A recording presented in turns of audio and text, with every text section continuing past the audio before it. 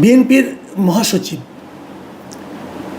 Mister Mirza Fakhrul Islam আলমগীরের একটা কথা নিয়ে আজ আমি এই আলোচনাটা করব। আমি বহুবার এই অনুষ্ঠানে আপনাদেরকে বলেছি যে বাংলাদেশের যে কজন রাজনীতিবিদকে আমার খুব পছন্দ হয়, যাদের কথাবার্তায় আমি এক ধরনের পরিমিতি বোধ দেখতে পাই, তাদের মধ্যে যদি তালিকা করি সেই তালিকার শীর্ষে মির্জা ফখরুল ইসলাম আলমগীর ছিলেন। আমি প্রথম হোঁচট খাই যখন উনি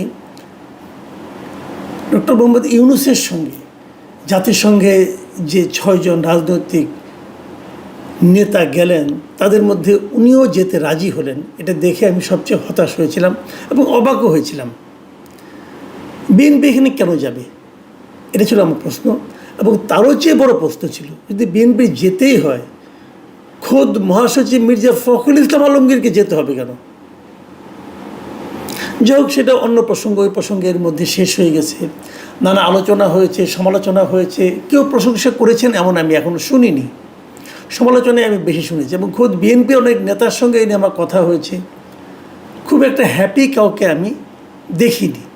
তারপর উনি গিয়েছেন, নিশ্চয়ই নিজস্ব বিবেচনার উপর নির্ভর করে উনি গিয়েছেন, অথবা এমনও হতে পারে ওনার দলীয় প্রধান ওনাকে যেতে ইনস্ট্রাকশন দিয়েছেন, সেটাও হতে পারে। আমি জানি না আসলে কি ঘটেছে, কিন্তু সাধারণ একজন মানুষ হিসাবে, দেশের একজন নাগরিক হিসাবে আমার একটা পছন্দ হয়নি। এরপর আর কি ঘটলো যে নিয়ে আজকে আলোচনা করতে হবে, সেটা হলো যে ওখানে যাওয়ার পর ওনারা কী করেছেন না করেছেন সব খোঁজখবর নিতেও চাইনি, দরকারও মনে করি নাই। কিন্তু শনিবার দিন মানে 27 তারিখে, গতকালকে আমাদের সময়, গতকালকে তাদের সময় আরও একটু আগে, নিউ ইয়র্কে এনআরবি কানেক্ট ডে নামে একটা অনুষ্ঠান হয়েছে। যারা নাকি বিদেশে আছেন আর কি, নন রেসিডেন্স যারা আছেন, তাদের নিয়ে একটা অনুষ্ঠান হয়েছে। সেই অনুষ্ঠানে অনেকে বক্তব্য রেখেছেন। সেখানে প্রফেসর ইউনূস ছিলেন সেই অনুষ্ঠানের প্রধান অতিথি। উনি কথা বলেছেন। কেবলমাত্র রেজিস্টার্ড লোকরা ওখানে ঢুকতে পেরেছেন যতটুকু আমি জেনেছি। তার মধ্যে প্রফেসর ইউনূসের সঙ্গে বাংলাদেশ থেকে যে সমস্ত পলিটিশিয়ান গিয়েছেন তারাও সেখানে উপস্থিত ছিলেন। এবং সেখানে মির্জা ফখরুল ইসলাম আলমগীর কী বলেছেন সেই কথাটা নিয়ে আজকের আলোচনা। তিনি সেখানে বলেছেন যে অন্তর্বর্তীকালীন সরকারের যে উপদেষ্টা, প্রধান উপদেষ্টা ডক্টর মোহাম্মদ ইউনূস, তার বিভিন্ন উন্নয়নমূলক কার্যক্রমের উনি ওখানে ভূয়সী প্রশংসা করেছেন। প্রফেসর ইউনূস নানা ধরনের উন্নয়নমূলক কাজকর্ম করেছেন এবং সেগুলোর ব্যাপক প্রশংসা করেছেন মির্জা ফখরুল ইসলাম আলমগীর।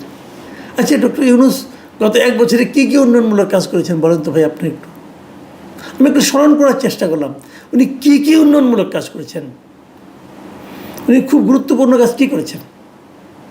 গুরুত্বপূর্ণ কাজের মধ্যে হতে পারে যে ওনার গ্রামীণের জন্য আগাম কিছু কর অব্যাহতি নিয়েছেন।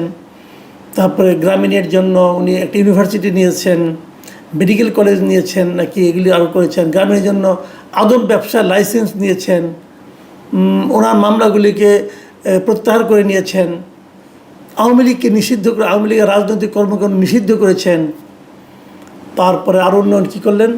আরও উন্নয়ন করেছেন, পোর্টটাকে লিজ দেওয়ার ব্যবস্থা করেছেন বিদেশি একটা সংস্থার কাছে উইদাউট এনি টেন্ডার, কোনো আন্তর্জাতিক প্রতিযোগিতা ছাড়াই ওনার পছন্দ অনুযায়ী একটা প্রতিষ্ঠানকে লিজ দেওয়ার চেষ্টা করেছেন। উন্নয়ন আরও করেছেন, ইলন মাস্কের প্রতিষ্ঠানকে এখানে এনে তার ইন্টারনেটের ব্যবস্থা করেছেন, যেটা নাকি বাংলাদেশের অধিকাংশ গ্রাহকের মধ্যে হতাশা তৈরি করেছে। যাই হোক, সেটাও একটা উন্নয়ন ধরে নিচ্ছি। আর কি উন্নয়ন করেছেন উনি? সংস্কার নামে একটা ভজগোটো পাকিয়েছেন। উন্নয়নটা কোথায়? দেশের বেকারত্ব বেড়েছে। এইগুলোর ডক্টর ইউনূসের এই সমস্ত কর্মকাণ্ডের ভূয়সী প্রশংসা করেছেন আমাদের মির্জা ফখরুল সাহেব। এবং তিনি আরও বলেছেন, আমি তার কথা একটু আপনাদেরকে পড়ে শোনাই। তিনি বলেছেন, গণতান্ত্রিক, সমৃদ্ধ এবং দুর্নীতিমুক্ত দেশ গঠন করার যে স্বপ্ন ছিল শহীদ প্রেসিডেন্ট জিয়াউর রহমানের, তার সমস্ত কথাগুলো প্রফেসর ইউনূসের কথায় বের হয়ে আসছিল। এটা উনি বলেছেন।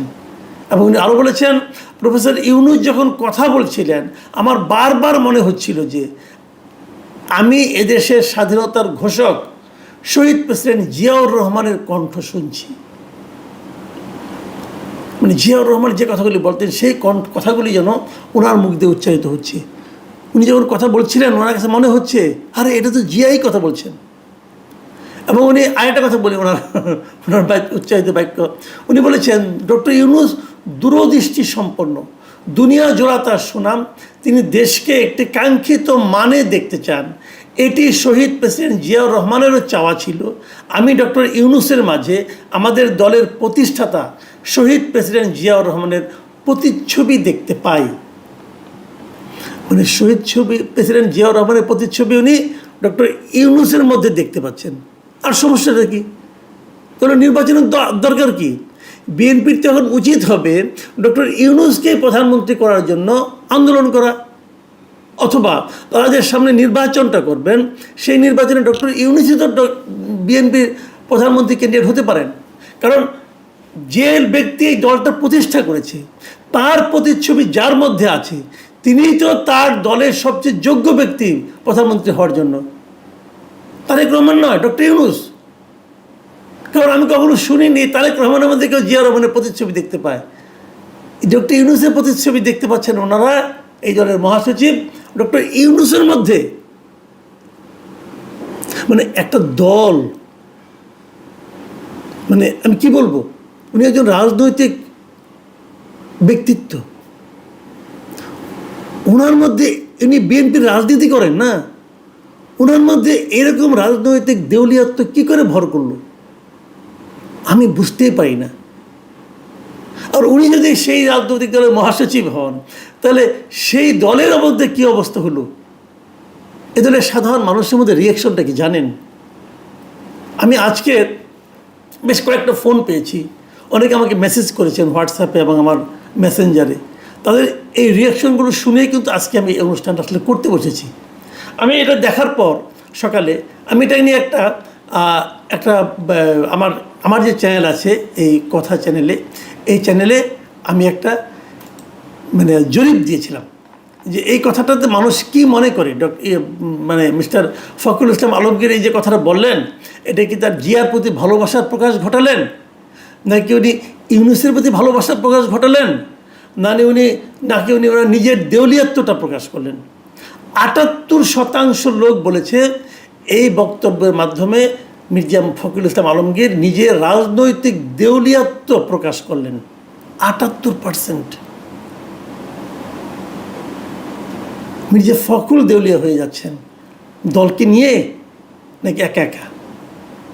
দেখুন এখানে প্রচুর কমেন্ট পড়েছে এবং যে সমস্ত কমেন্ট আমি এখানে দেখেছি তার সঙ্গে যদি আমাকে যারা বিভিন্ন সময় ফোন করেছেন তাদের যে কমেন্টগুলো, আমি সব মিলিয়ে কিছু কমন কমেন্ট আপনাদেরকে আমি জানাতে চাই। যেমন কেউ লিখেছেন, দেখেন, ক্ষমতার লোভ মানুষকে কোথায় পৌঁছে দেয় তার প্রমাণ এই বক্তব্য, এটি দেউলিয়াত্বের বহিঃপ্রকাশ ছাড়া কিছু নয়। আবার লিখেছেন, তাহলে নির্বাচনের দরকার নাই, ইউনূসই থাকুক। আরেকজন লিখেছেন, দালালি বা চামচামির একটা লেভেল থাকে, ফখরুল সাহেব কোন লেভেলে পৌঁছেছেন, আমি সত্যিই খুব মর্মাহত। আরেকটা মন্তব্য, মির্জা ফখরুলের এই কথায় তৃণমূল বিএনপিতে হতাশার ছাপ পড়েছে এবং জিয়াউর রহমানকে ছোট করা হয়েছে বলে আমি মনে করি। আরেকজন লিখেছেন, মির্জা ফখরুলের এই বক্তব্যের মাধ্যমে তিনি মহাসচিবের পদের মর্যাদা হারিয়েছেন। আরেকজন লিখেছেন যে মির্জা ফখরুল ইসলাম আলমগীর সাহেবকে আমি একজন জেন্টেলম্যান লোক ভাবতাম, কিন্তু ওনার মুখ থেকে এইসব কথা শুনে মনে হয় বয়স বাড়ার সাথে সাথে ওনার সেন্সলেস হয়ে যাচ্ছেননি। যাই হোক, এই যে কথাগুলি হয়েছে, আরেকজন লিখেছেন যে ইউনূসের হাত ধরা ছাড়া তো উপায় নেই, তার জন্য ফখরুল সাহেব আবার একটু তেল মারলেন।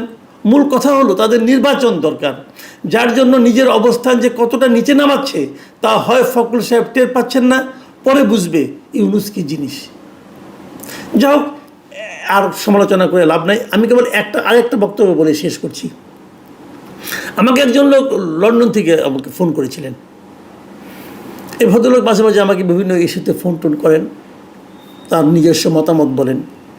উনি ওনার পিতার রেফারেন্স দিয়ে বললেন যে ওনার বাড়ি নওগাঁ। উনি বলেছেন যে একবার একরকম একটা ঘটনা ঘটেছিল, মানে 80-র দশকের কথা, 80-র দশকের একটু আগে, 78, 79 এরকম টাইমের ঘটনা, যে জিয়াউর রহমান তখন একটা খাল কাটার আন্দোলন করছিলেন। নওগাঁর আত্রাই থানার কালিকাপুর গ্রামের পাশ দিয়ে একটা খাল গেছে। সেই খালটা খননের জন্য জিয়াউর রহমান সশরীরে সেখানে গিয়েছিলেন। খাল কাটার কাজ শেষে দুপুরবেলা খাওয়ার আয়োজন করা হয়েছিল নওগাঁ ডিসি সাহেবের তত্ত্বাবধানে। ব্যাপক আয়োজন খাওয়া দাওয়ার। এটা দেখে জিয়াউর রহমান জিজ্ঞাসা করেছিলেন, এই যে ব্যাপক আয়োজন, এটা আসলে টাকাটা কোত্থেকে আসলো? ততক্ষণে কিন্তু জিয়াউর রহমান সাহেবের হাতটা ধুয়ে খেতে বসবেন এই অবস্থায় ডিসি সাহেব বললেন, এটা সরকারি তহবিল থেকে টাকাটা দেওয়া হয়েছে। জিয়াউর রহমান আর সেই খাবারটা খাননি। উনি কেবল বলেছিলেন যে সরকারি ফান্ডের এভাবে অপচয় করবেন না। এটা হলো জিয়াউর রহমান। জিয়াউর রহমানের যারা প্রচণ্ড সমালোচক তারাও কিন্তু বলবেন জিয়াউর রহমানের সততা এই পর্যায়েই ছিল। আর তার সঙ্গে আমি তুলনা করছি সেই ব্যক্তির, যে ব্যক্তি 104 জনের বিশাল বহন নিয়ে যাদের সঙ্গে সাধারণ পরিষদে গিয়েছেন। এদের পেছনে কী পরিমাণ বিপুল ব্যয়, এই ব্যয় কোত্থেকে আসছে? সরকারি ফান্ড থেকে আসছে। জিয়াউর রহমান যেতেন, মির্জা ফখরুল, আপনি জিয়াউর রহমানের সঙ্গে মন্ত্রিসভায় হয়তো বা ছিলেন না, আমি জানি না, আমার মনে নেই। একটু খোঁজ দিয়ে দেখেন না পুরনো নথি ঘেটে। জিয়াউর রহমান যখন জাতির সঙ্গে সাধারণ পরিষদে যে কেউবার গিয়েছেন, কতজনের বহন নিয়ে গিয়েছিলেন? এবং জিয়ার সেই গমনগুলো কি বর্তমানে চেয়ে কম আলোচিত, কম ফলপ্রসূ হয়েছিল? আপনি কার সঙ্গে কার তুলনা করছেন? এইসব প্রবীণ রাজনীতিবিদের সুবুদ্ধির উদয় হোক, এটুকু কামনা করা ছাড়া তো আমাদের আর কিছু করার নেই। প্রিয় দর্শক, এখন এই পর্যন্তই। আল্লাহ হাফিজ।